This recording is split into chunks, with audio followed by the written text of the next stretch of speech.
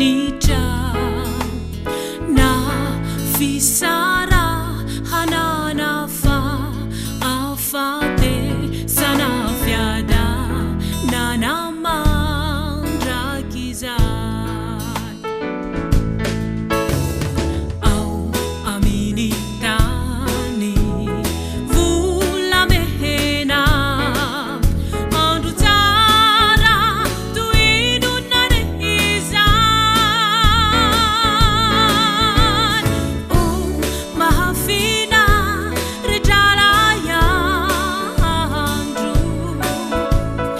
a itakuni pamunzikyu ra terekuni tavanilai namunziyai ka usambatrao mandrakizay au amini tani vula mehena andro tsara tuido nare izay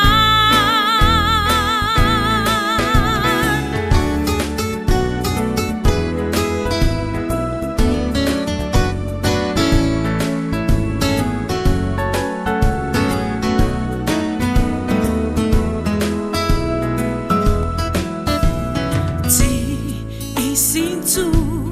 nini fi idalina e tanazai mahareraka na fisara hanahandro tika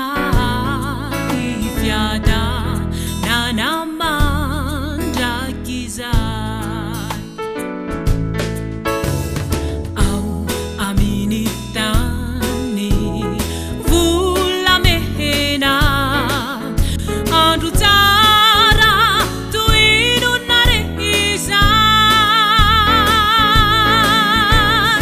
o mahafina redrala iandro